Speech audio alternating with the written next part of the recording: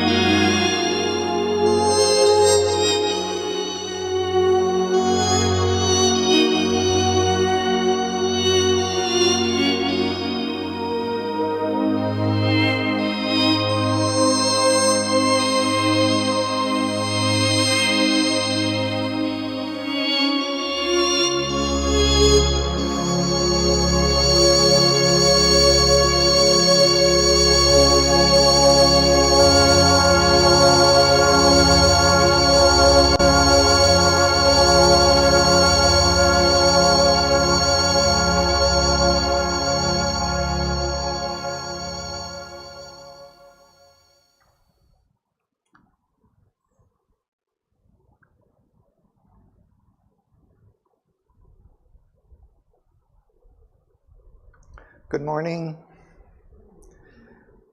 We're reading in the Book of Fate, in the Canto 1, the Word of Fate.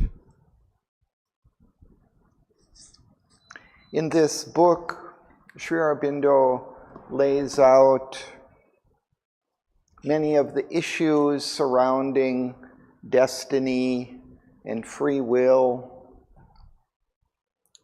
In this first canto, he follows the story, and we see kind of an introduction to some of these philosophical issues in the drama between the characters in the poem, between Narad, who gives voice to the word of fate. He declares what the fate is of Savitri and Satyavan. We read last time that he declares that Satyavan must die within 1 year, one year returning on that particular day in which they're speaking. And we get a view of the Queen Mother's response to this, that she argues that Savitri should choose another man other than Satyavan, that she could perhaps avoid this dark fate. And we have had Savitri's response, in which she declares that no, she's decided, and her will is fixed on her choice and cannot be diverted.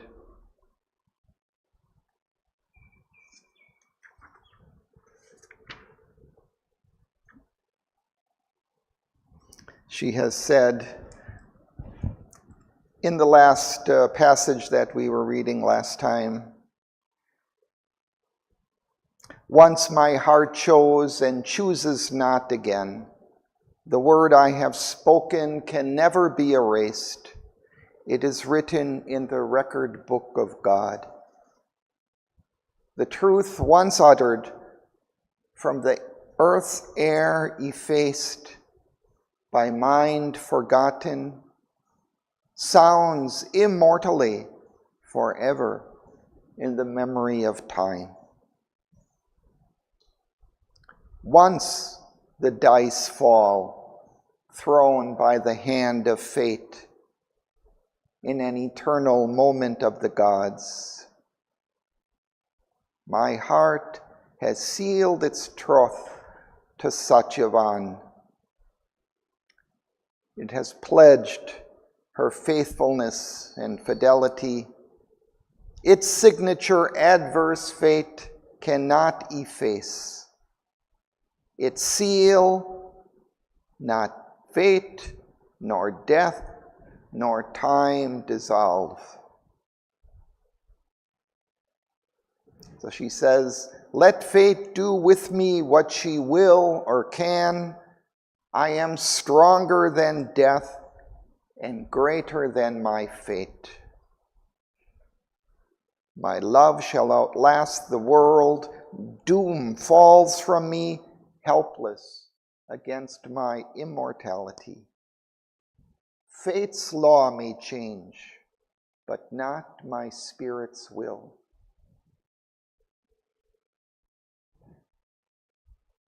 So here she's identified with her spirit's will, with the Divine Mother's will,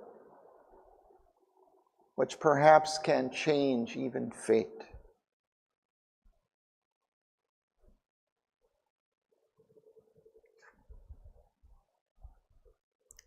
So that's where we left off last time, and we'll continue. Now, Tinika, would you read? So we're on page 432, about 2/3 of the way down. I don't have the line number, but okay, 630. An adamant will, she cast her speech like bronze.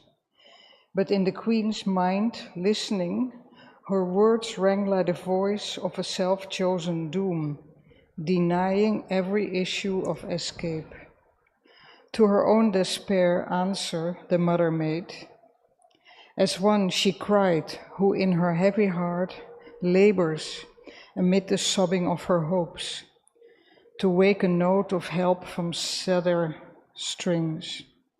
O child, in the magnificence of thy soul, dwelling on the border of a greater world, and dazzled by thy superhuman thoughts, thou lendst eternity to a mortal hope. Here, on this mutable and ignorant earth, who is the lover and who is the friend? All passes here, nothing remains the same. None is for any on this transient globe. Thank you. Let's pause there.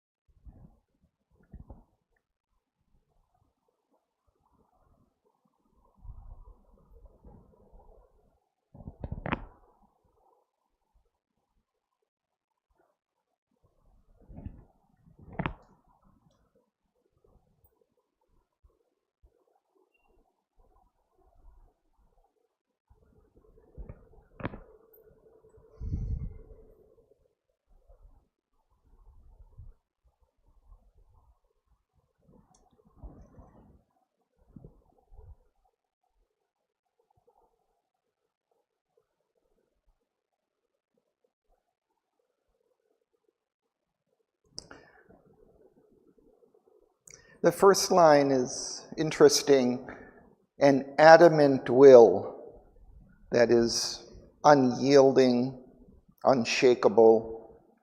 She cast her speech like bronze. In one sense, Narad has given the word of fate about the impending death of Satyavan. But Savitri too replies in a sense with the same determination, casting her speech like bronze. Her word also, in a sense, cannot be effaced from time. It has its own power to create its conditions, its truth. And then we have the reply of her mother, the queen. And to those words of determination, they sound kind of very foreboding to the mother, like the voice of a self-chosen doom, that she's ensuring her own doom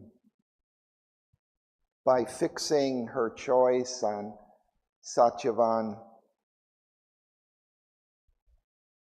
And Sri Aurobindo has described the queen as having a great developed mind, serene, in touch with the divine truths. But her heart, as we see, is still a mother's heart, and her heart, in some sense, overcomes the brilliance of her mind. But we see in her arguments that she'll make here really there's some truth, some wisdom in them, but they're still kind of following her heart's sadness and despair at Savitri's choice.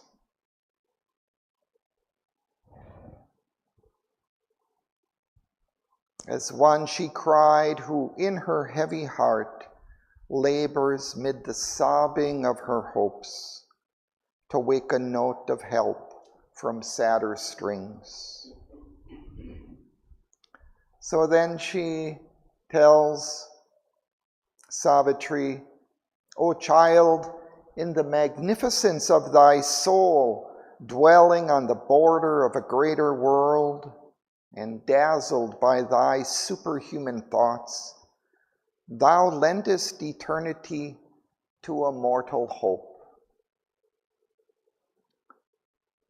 So she's suggesting that Savitri is dazzled by the brilliance of her consciousness and that she is still a human being here on earth, and she still has to succumb to fate, and so she should not hope to change it. And then she says, here on this mutable and ignorant earth, who is the lover and who is the friend? All passes here. Nothing remains the same. None is for any on this transient globe. Who's to say who is the lover, one's spouse versus the friend? He could just be a friend. All of our relationships here on earth are passing. You need not be determined in his choice. So she continues. Paula? He whom thou lovest now, a stranger came, and into a far strangeness shall depart. His moment's part, once done upon life's stage, which for a time was given him from within, to other scenes he moves, and other players, and laughs and weeps mid faces new, unknown.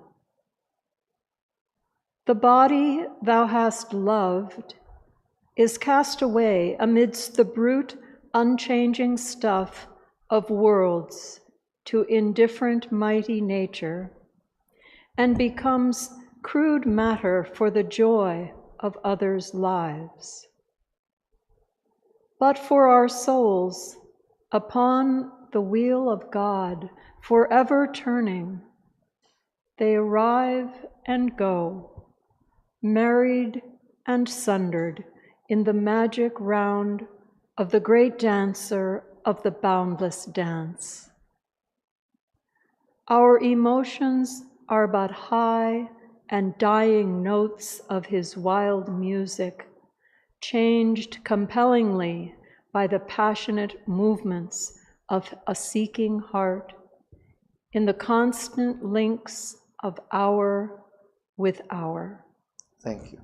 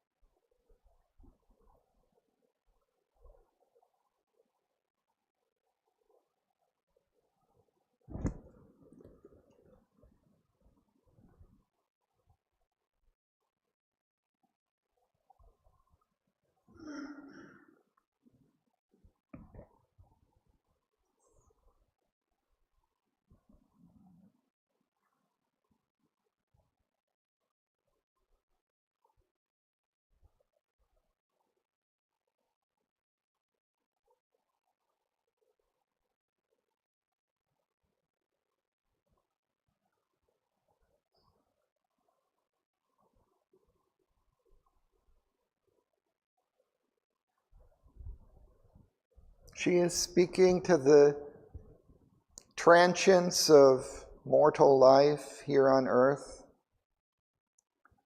People come, people go. We all pass away,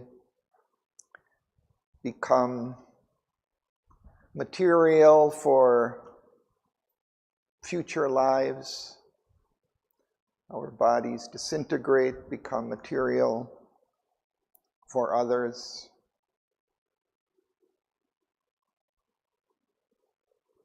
We come on this earth. Satchivan has come to Savitri, a stranger, and he will pass again into a far strangeness, into the other planes of consciousness. We all come and go. His moments part once done upon life's stage. What for a time was given him from within. To other scenes he moves and other players.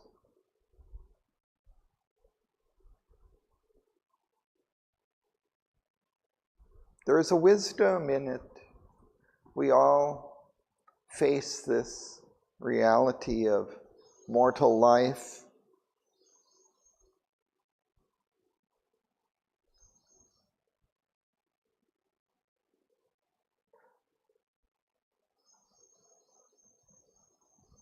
For our souls turning upon the wheel of God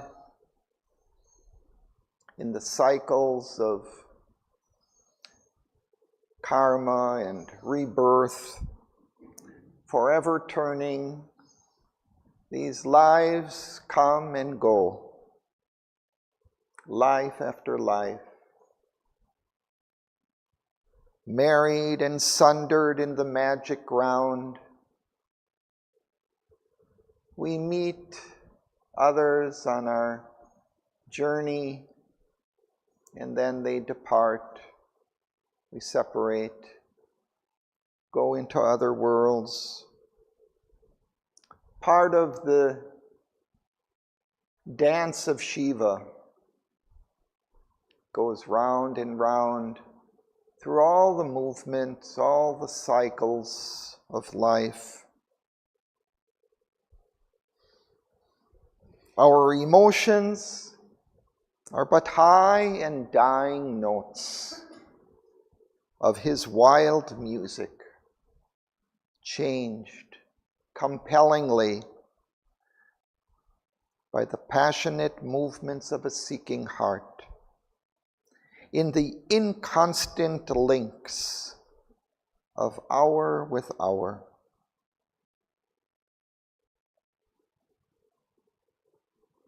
So our emotions just mark these high notes of this music, the low notes,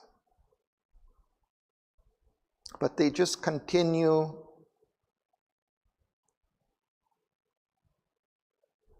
The passionate movements of a seeking heart. Your heart is capitalized. Perhaps that movement describing of karma and rebirth, that behind it there's some aspiring heart that links hour with hour.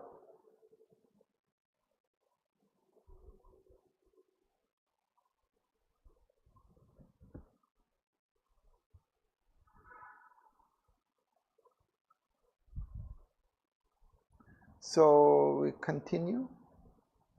Great.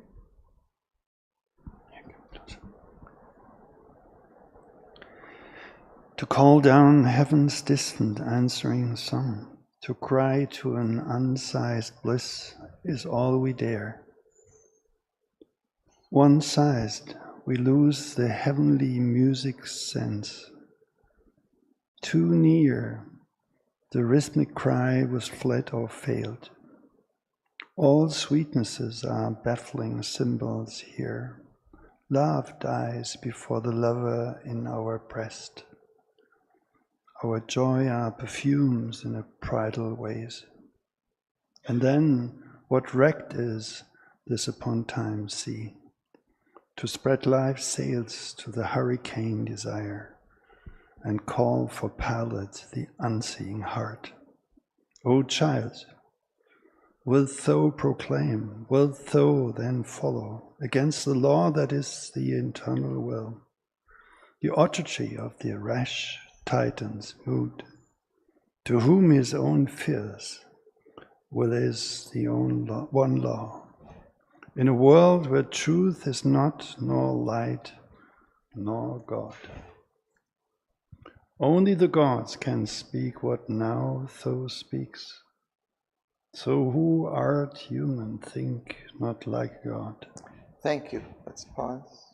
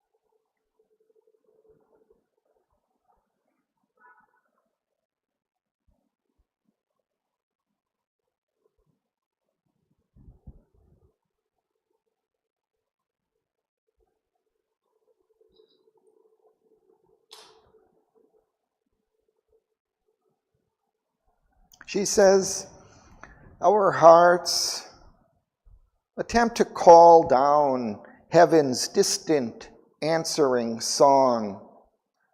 We have this love that we aspire for, and we hope to call heaven's answer, to cry to an unseized bliss is all we dare. That bliss that we call for is yet unseized. We can't really hold it. Once seized, we lose the heavenly music sense. When we call down that heavenly love and it descends into the human heart, it loses its heavenly sense. Too near, the rhythmic cry has fled or failed. When it comes down into our heart, that delight, that joy of love flees, fails. All sweetnesses are baffling symbols here. The sweetness and joy and love that we feel are but symbols, confusing symbols of something higher, of this divine love and delight. Here in this mortal world, love dies, even before the lover in our breast. It loses that immortality of divine love. Our joys are perfumes in a brittle vase. Very sweet, eloquent, delightful, but the vase, the physical form in which they're held, is brittle. fragile, and soon breaks. Oh, then what wreck is this upon time's sea, to spread life's sails to the hurricane desire, and call for pilot the unseeing heart.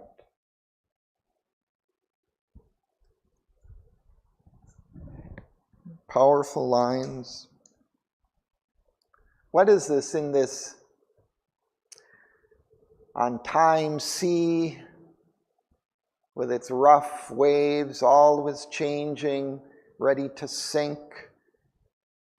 any boat there, to spread life's sails to the hurricane desire,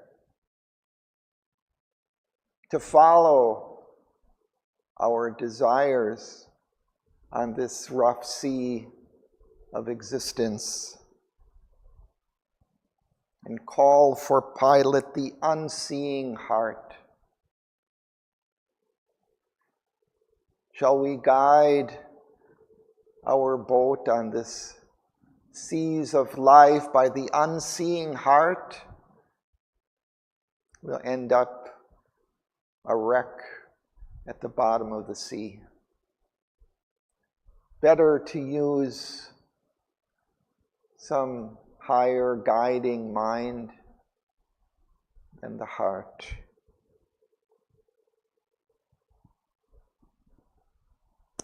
O child, wilt thou proclaim?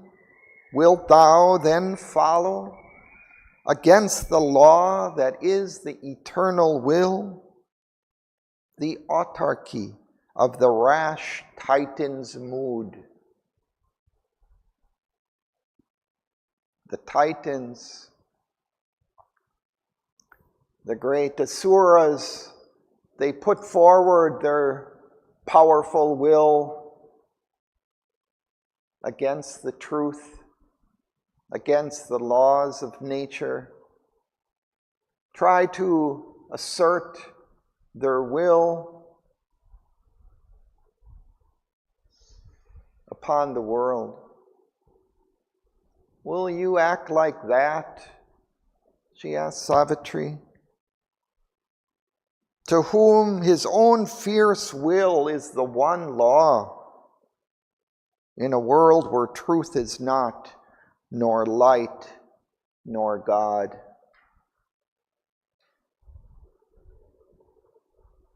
Okay, Margaret?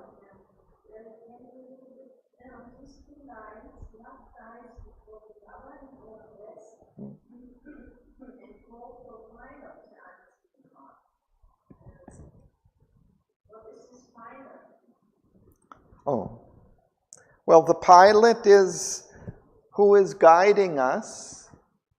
So what are we going to use to guide us through life, through its dangers, through its emotions, through all the changes of life? Shall we use our heart, or should we use our mind? Here she says, the unseeing heart. We say sometimes that love is blind.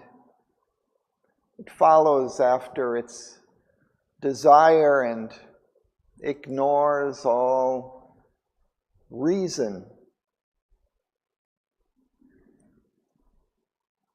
She says this is like what the Titans, the Asuras do. They just follow their heart's will against the law. What is the law?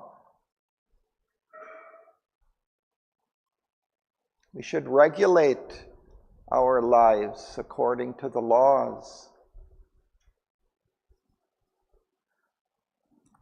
For the Asura, their own will, that's the law. That's the only thing they follow.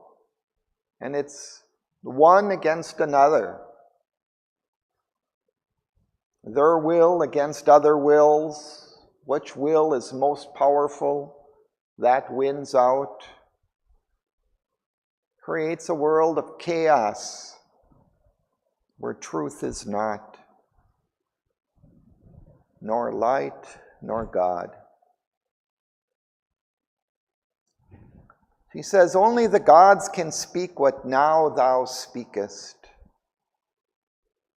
You're speaking as if you can overcome fate with your will.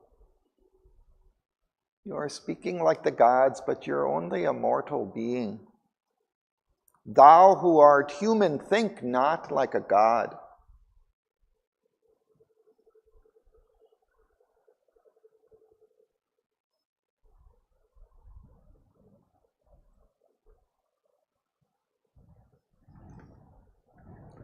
Okay, we'll continue, Praveen.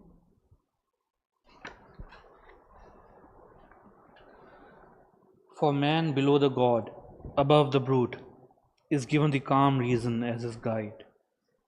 He is not driven by an unthinking will, as are the actions of the bird and beast. He is not moved by stark necessity, like the senseless motion of inconscient things. The giants and the titans' furious march climbs to usurp the kingdoms of the gods, or skirts the demon magnitudes of hell. In the unreflecting passion of their hearts, they dash their lives against the eternal law, and fall and break by their own violent mass. The middle path is made for thinking man. To choose his steps by reason's vigilant light, to choose his path among the many paths, is given him for each his difficult goal, hewn out of infinite possibility. Leave not thy goal to follow a beautiful face. Thank you.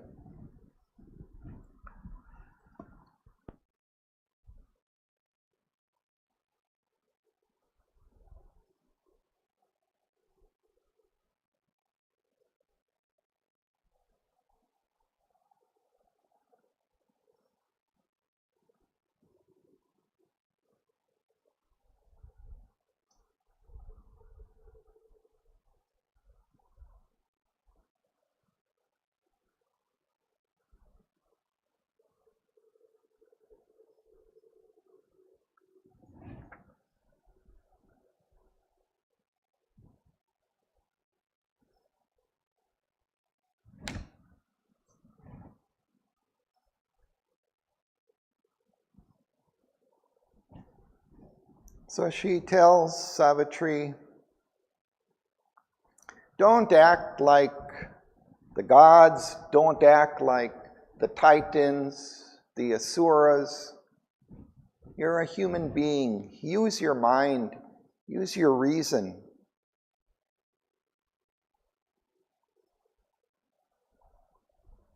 We're not driven by an unthinking will, as are the actions of the bird and beast. The animals, they just follow their instincts, their unthinking will. We're not moved by stark necessity as they are. They just have to follow nature's force. But we can choose. We have reason.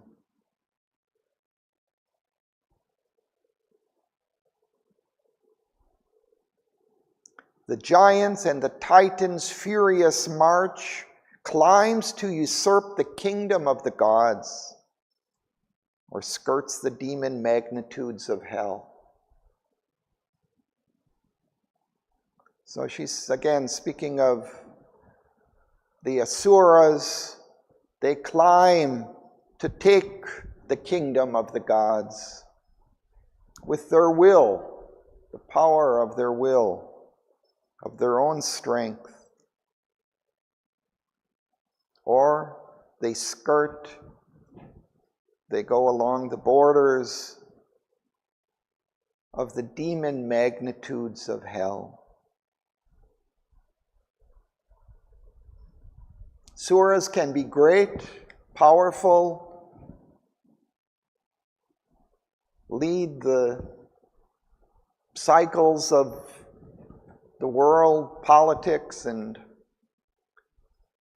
march over the nations, conquer, or they can also go down into the hell and perhaps combine those. Think of Stalin or Hitler, great asuras.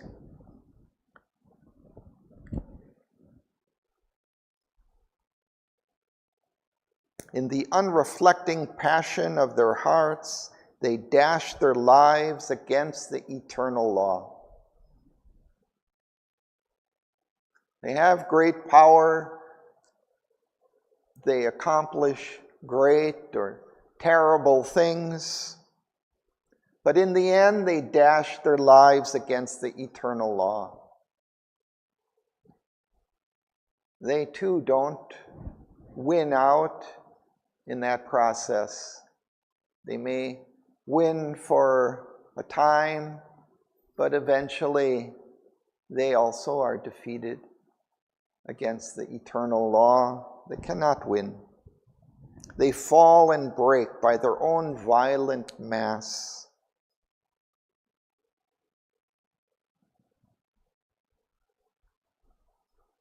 The middle path is made for thinking man.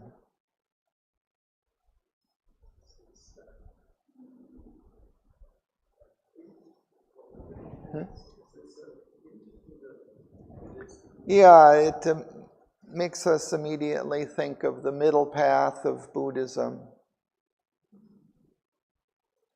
We should avoid the extremes in life. Go for the middle path.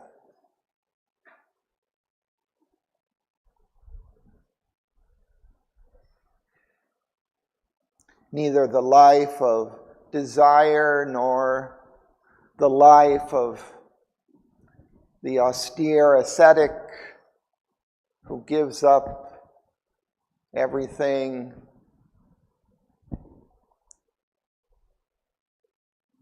Go for the middle path.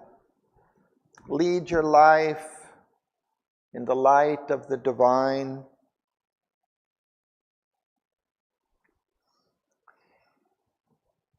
To choose his steps by reason's vigilant light, by reason's watchful knowledge, awareness, to choose his path among the many paths.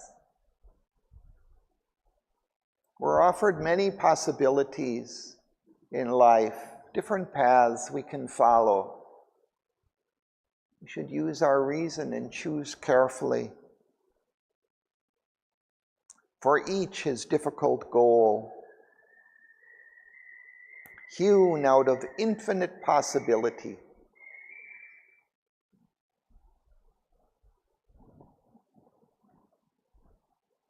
We have many different paths we can follow in life, different possibilities, infinite possibilities. Choose wisely. Leave not thy goal to follow a beautiful face. Don't follow your blind heart. Use your reason.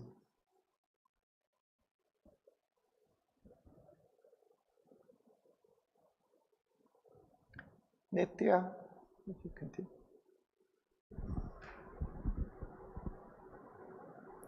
Leave not thy goal to follow a beautiful face. Only when thou hast climbed above thy mind and livest in the calm vastness of the One, can love be eternal in the eternal bliss, and love divine replace the human tie. There is a shrouded law, an austere force. It bids thee strengthen thy undying spirit. It offers its severe benignancies of work and thought and measured grave delight as steps to climb to God's far secret heights. Then is our life a tranquil pilgrimage, each year a mile upon the heavenly way. Each dawn opens into a larger light. Thy acts are thy helpers. All events are signs. Waking and sleep are opportunities given to thee by an immortal power. So canst thou raise thy pure, unvanquished spirit, till spread to heaven in a wide vesper calm, indifferent and gentle as the sky, it greatens slowly into timeless peace. Thank you.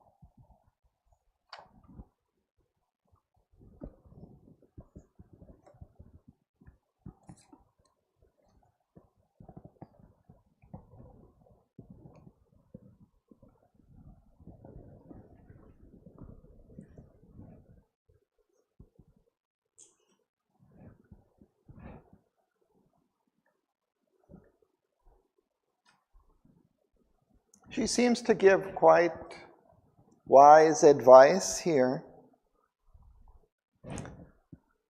She says, only when you have climbed above your mind and live in the calm vastness of the One can love be eternal in the eternal bliss, and love divine replace the human tie.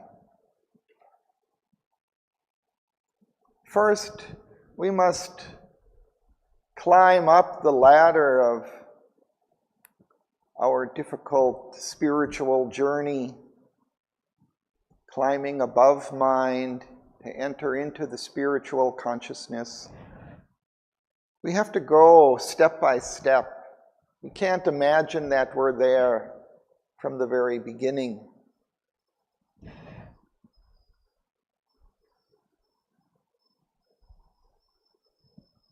There is a shrouded law, kind of a hidden law, an austere force.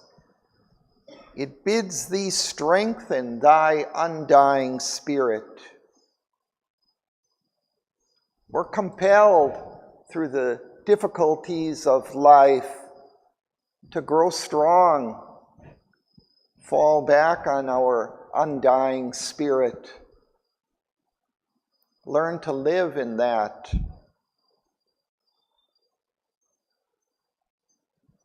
It offers its severe benignancies. So, benignancies are favorable, beneficial circumstances. They're usually benignances. Something benign is usually associated with something gentle and kind, but here she says severe benignancies.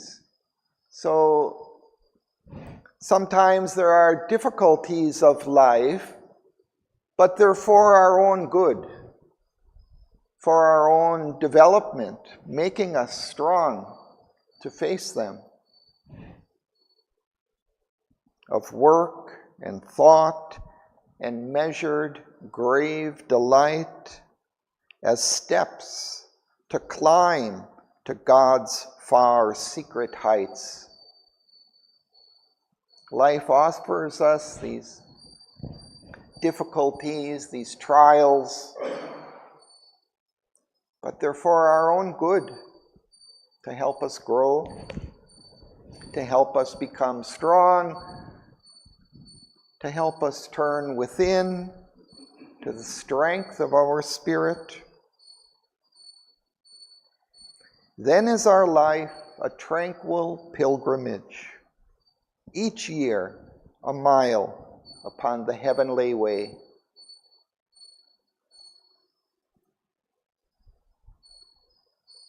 This is something perhaps describing that middle way that's set out for human beings, using our reason, growing step by step until we can climb into the spiritual consciousness.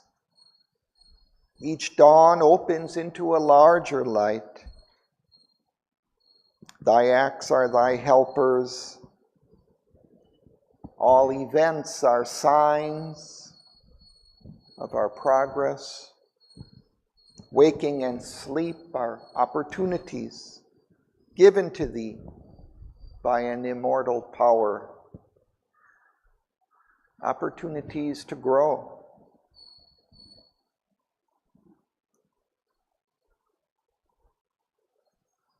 So canst thou raise thy pure, unvanquished spirit, till spread to heaven in a wide vesper calm. Vesper is evening, like in the evening time when the sun is about to set. It seems the atmosphere becomes very calm and quiet. Indifferent and gentle as the sky, it greatens slowly into timeless peace. I think perhaps she's also referring to our long life as we grow, become older, wiser, become calm, grow into the spirit slowly in the evening of our life.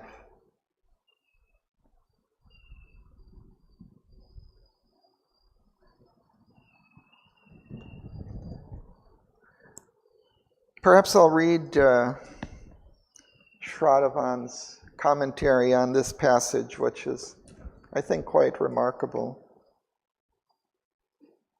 She says, when you are developed enough to climb beyond your mind and you are living in the calm vastness of the One, then you can know what eternal love is and what eternal bliss is. But then this other thing happens. Our lives are protected by a shrouded law. It is hidden. We do not notice it. It is shrouded, covered, occult. It is a force, an austere force. It is not a gentle, indulgent force. It is stern, strict. And this austere force, this hidden law, tells us to strengthen our immortal spirit, our undying spirit. We have to do this through the human life. It is offering to us all these opportunities. The conditions that we have to face in our lives seem to us to be hard and severe, but actually they are benign. They are full of blessing and goodwill.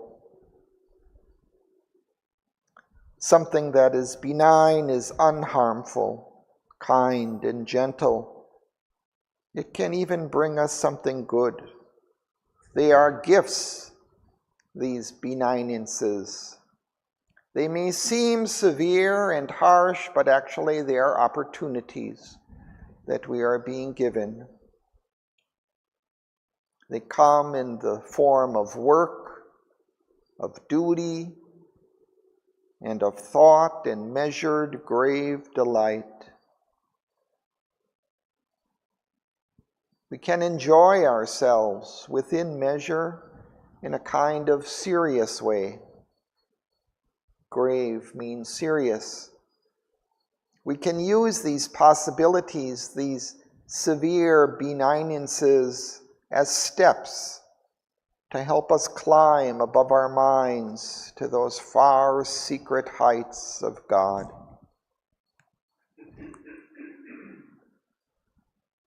If we are following these steps, and if we are making use of these opportunities of work and thought and measured grave delight, then our life becomes a pilgrimage, peaceful, undisturbed pilgrimage. And each year is like a mile upon the heavenly way. And every morning is opening to us a larger light. She says, this way we make steady, peaceful, uninterrupted progress. If you follow that way, everything that you do will help you. Everything that happens around you is a sign to help you on your way. Progress goes on continuously. Waking and sleep are opportunities that are being given to you by an immortal power. This is the possibility that is given to us. In our human journey, the Queen says, if you follow this path, you will raise your spirit and your spirit will be unvanquished. Nothing will conquer it. Nothing will overcome it. Your spirit will triumph, and it will go on in this path until the end of your life, until your spirit spreads out. It becomes wider and wider, open to heaven in a wide Vesper sky. Vesper is evening time. Sometimes in the evening, the atmosphere is very, very calm. This is an image for our old age. How it can be if we have made our whole life a pilgrimage. At the end of our life, we can be in this wide, calm state. We can become as indifferent, as detached, and as gentle as the sky itself.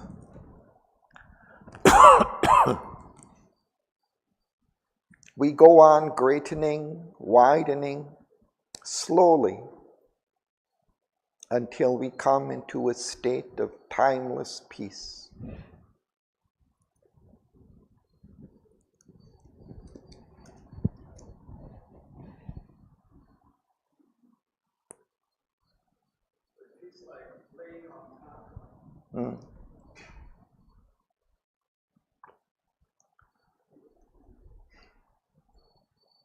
Yeah, we're on this evolutionary journey,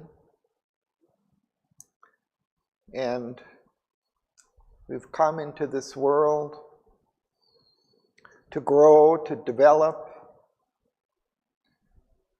towards God, towards a divine life here. It's a long, long process through many lives, and step by step through all of life's vicissitudes, its challenges, difficulties, and opportunities, we grow, slowly develop. What does he mean by sleep as opportunity? He's talking about some people or some other.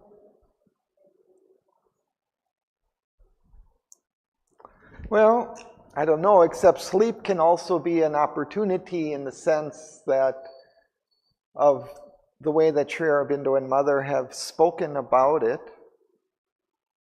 that during sleep we go within, away from the outer consciousness. And it gives us an opportunity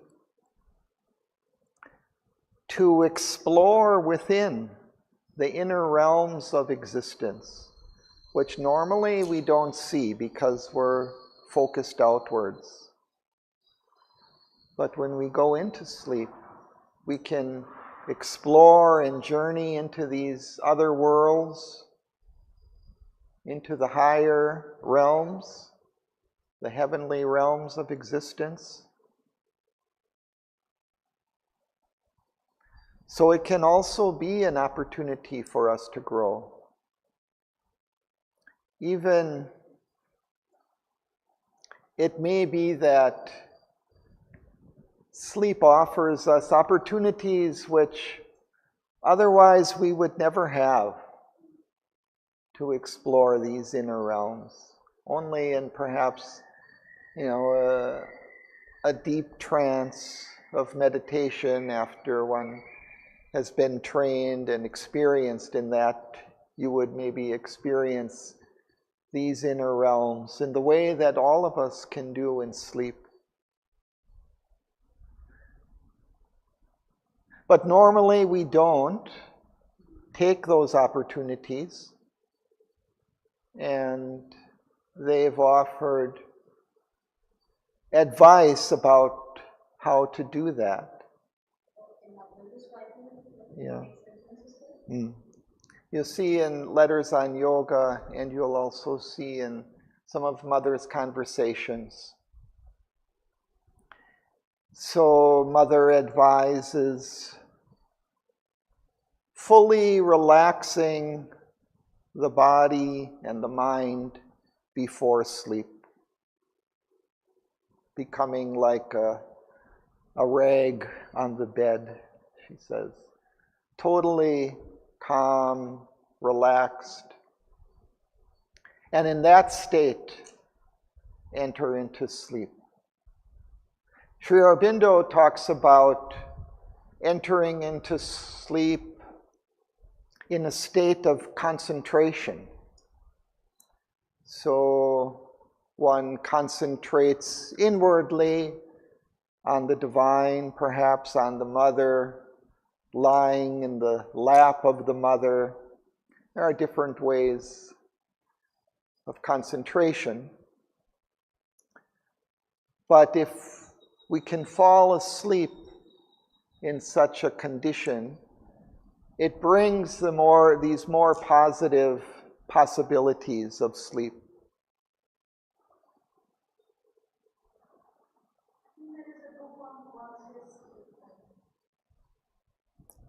Yeah.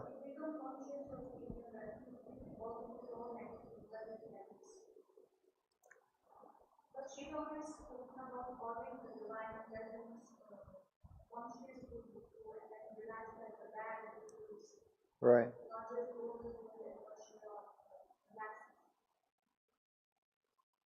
Yeah, there's a book, a compilation about sleep and dreams, the Night School of Yoga or something like that. By the mother, Huh? mother has spoken about sleep and Yeah. how she sleep, and people have made comparisons of others as books. That's what I'm speaking of, yeah. So that's by Dalal. He has many compilations where he's gathered letters and various writings of Sri Aurobindo and Mother on various topics. We touch the consciousness, pure consciousness. Our soul touches the pure consciousness. This state is the highest state of getting touch with the divine consciousness. Yeah, there is a kind of, Sri Aurobindo and Mother have talked about how our nights can become conscious. Our sleep can become a conscious period instead of an unconscious one like it usually is for most of us. So we can become conscious throughout the nighttime. Mother speaks of this.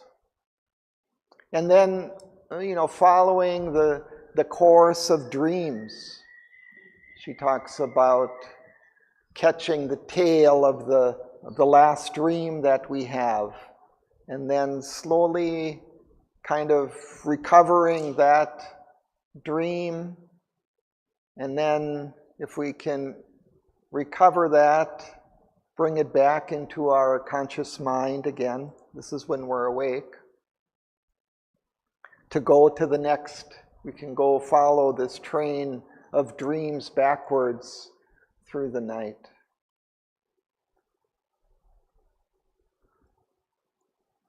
Not so easy of a process, but to do that in a complete way. But still, I think if we make an effort to remember our dreams, we can do that. That's well within our scope to remember more of our dreams. If we wake up during the night from a dream, to take a moment to recover that dream and maybe jot it down. It can be a really interesting kind of exercise to do this over time. And I think we'd be quite amazed at the different symbolic dreams that we have, because they're often kind of occult, and the meanings are sort of hidden from us from by the unconscious mind or the subconscious mind. But we can recover these different clues, different symbols that are expressed in these dreams. And again, these kind of various symbols of the inner consciousness have been laid out in quite a lot of detail in Sri Aurobindo's Letters on Yoga, in the volume related to experiences.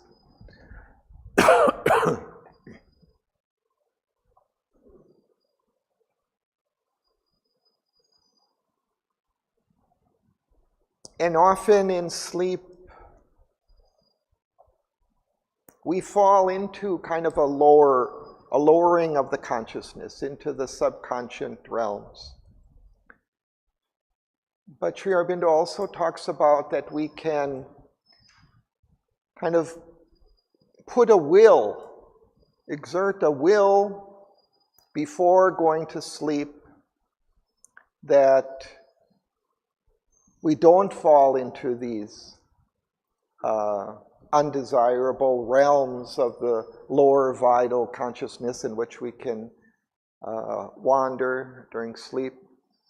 Or if we go to wake up,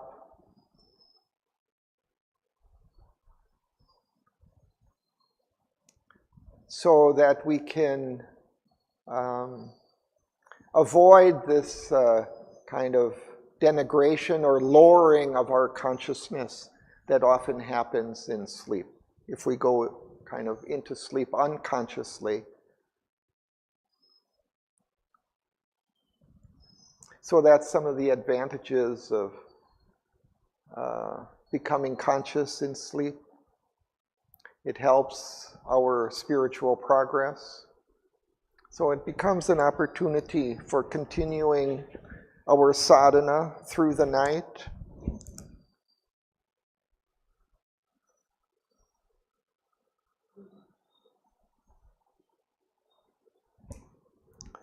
So let's continue with Savitri's reply. Next, would you read? But Savitri replied with steadfast eyes. My will is part of the eternal will. My fate is what my spirit strength can make. My fate is what my spirit strength can bear. My strength is not the Titan, it is God's. I have discovered my glad reality. Beyond my body in another being, I have found the deep unchanging soul of love. Then how shall I desire a lonely good, or slay, aspiring to white vacant peace, the endless hope that made my soul spring forth out of it infinity, solitude and sleep.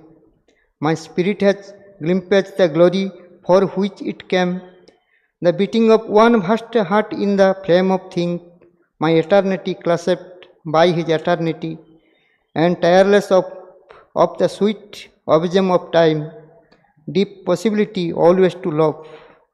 This is first, last joy, and to it throb. The riches of thousand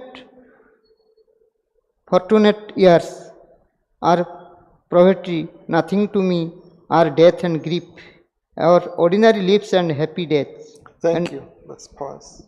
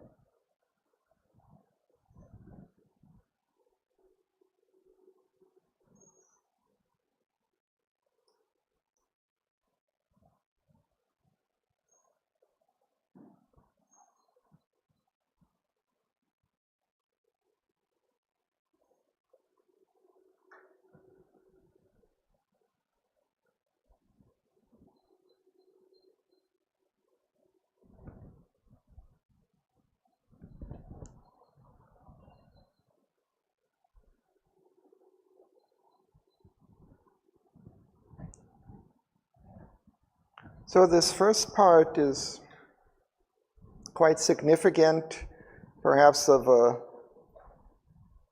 Sri Aurobindo's lessons on fate. My will is part of the eternal will. My fate is what my spirit's strength can make.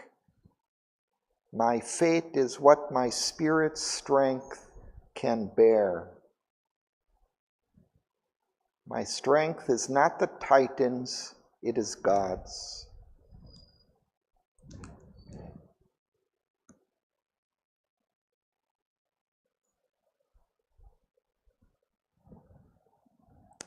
So this is Savitri, an incarnation of the Divine Mother, but I think it applies to us as well. Our will is also part of the eternal will. It's descended into ignorance and falsity. It's deviated from the eternal will, but it comes from that. The power of our will comes from the power of the divine will. And if we can align our will with the divine will, we can also partake in that power, that strength of the eternal will.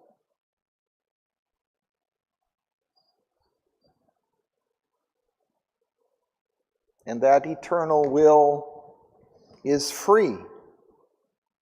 Sri Aurobindo says it's the only free will there is, the divine will.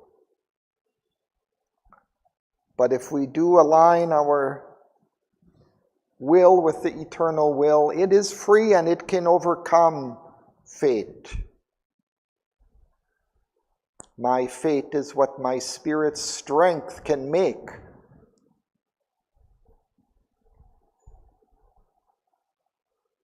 In a sense, we create our own fate through our will. Perhaps our soul's will.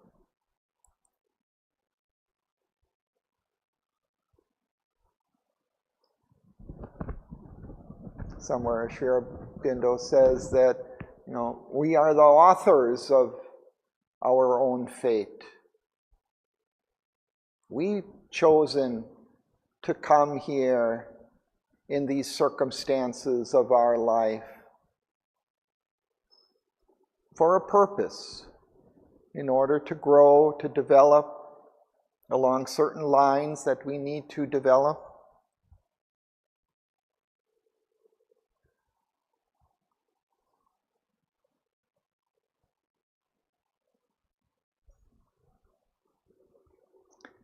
And then Sri Aurobindo says about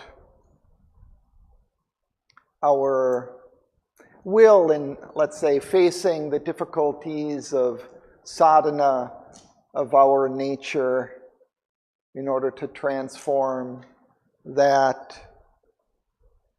If we put forth our will in order to do that,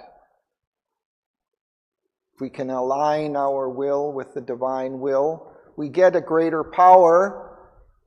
And even if somehow, due to our karma, our present circumstances, we're unable to overcome those challenges or difficulties that we face, he says, the Spirit writes thy refusal in the credit page.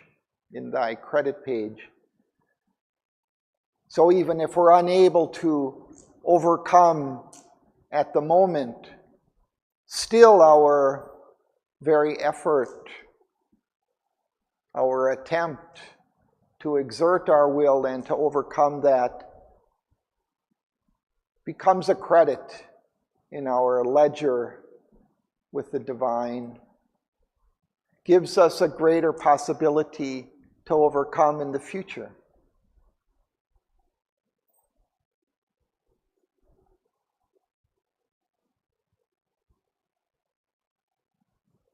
So she says, my strength is not the Titan's, it is God's. It's not that she's asserting her will against God, against the divine. She's trying to align her will with the divine will. I have discovered my glad reality beyond my body in another's being. I have found the deep, unchanging soul of love.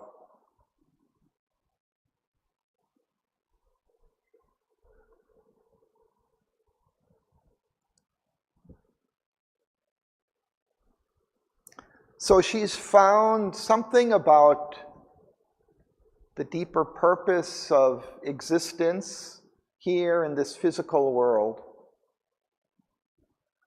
It's to find this love.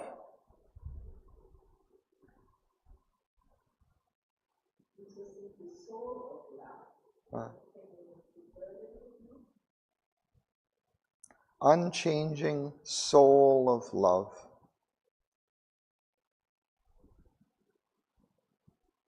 It comes out of her soul, I suppose. She's gone deep within her soul. And there she's experienced this love. But as we'll see, it's not just the love of a man. It's not just a transient thing. It's not just a desire. For she sees in Satyavan the divine.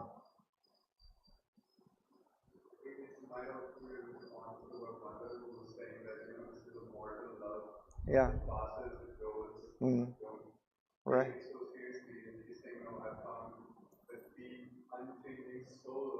Right.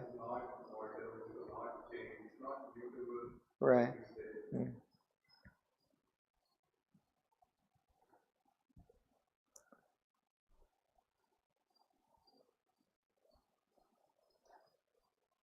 So she's suggesting in the next lines that this is the purpose of her life, but perhaps of all life.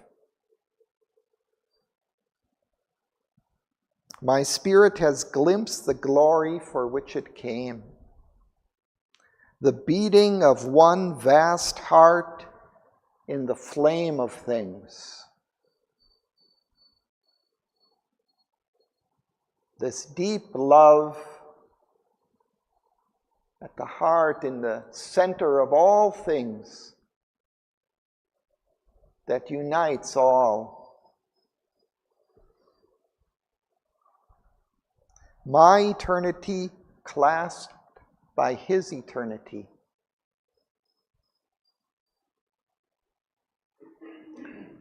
This love is the secret of existence here. It's the central message of Savitri.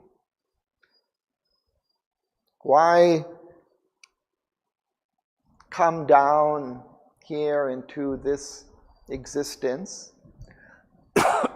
Why leave the white peace of the divine consciousness to come into the diversity of the world,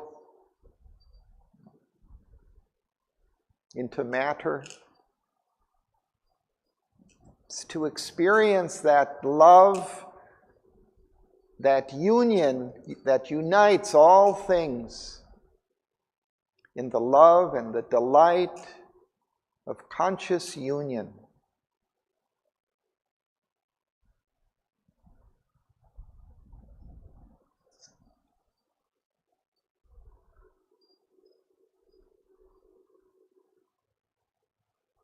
And tireless of the sweet abysms of time.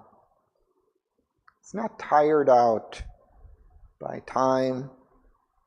The deep possibility always to love. Always that love can be there. This is first, last joy, and to its throb the riches of 1,000 fortunate years are poverty. This is the first and the last joy, to experience this united love with Satyavan, with the divine.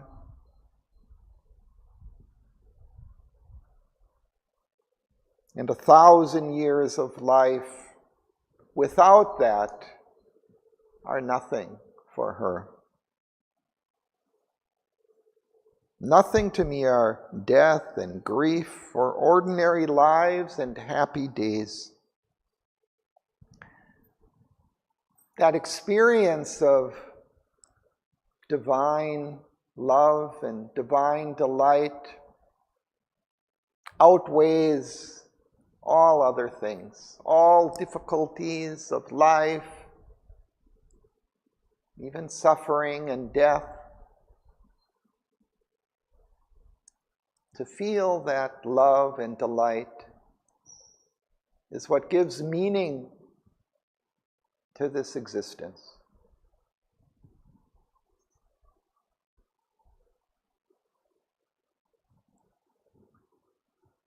So continue, son.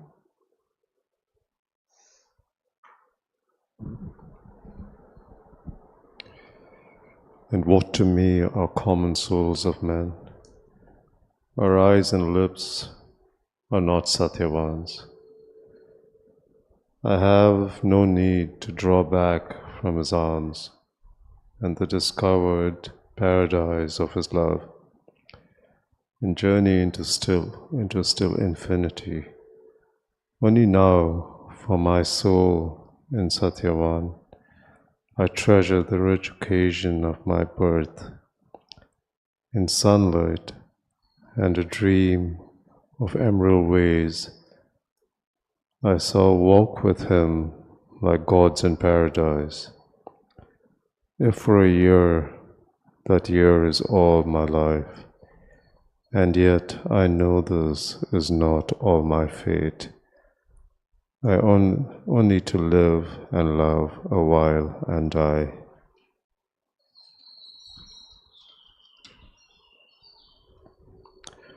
For now, I know now why my spirit came to earth, and whom I am and who he is I love. I have looked at him for my immortal self. I have seen God smile at me in Satyavan. I have seen the eternal in a human face. Then none could answer to her words. Silent, they sat and looked into the eyes of fate. Thank you.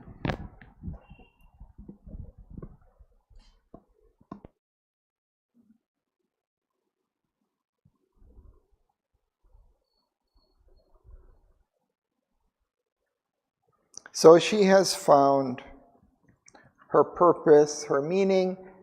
She seems to have some deeper realization of who she is and of who Satyavan is. Anyway, she's felt and seen the divine in her own soul and in him. And that love, that enjoyment, that delight of union with him fulfills the purpose of her existence. And yet she senses that it's not just for 1 year that she will just live and enjoy for that 1 year and then pass. That there is something more to her fate that needs to be revealed, to be discovered.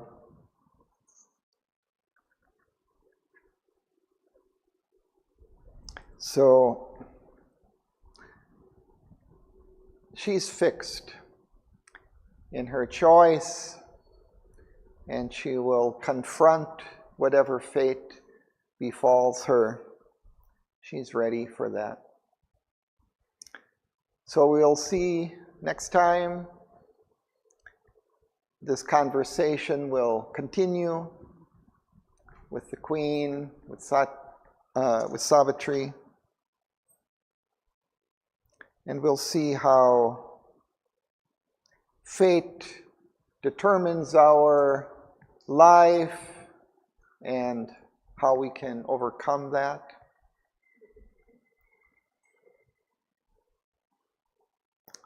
So, thank you. We'll have some music.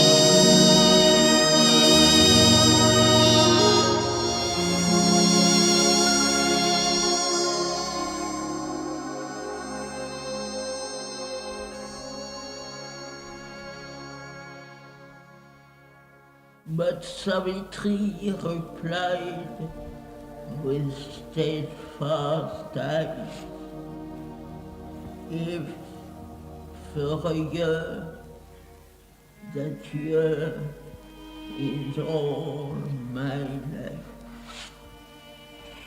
And yet I know this is not all my fate, only to live and love a while and die.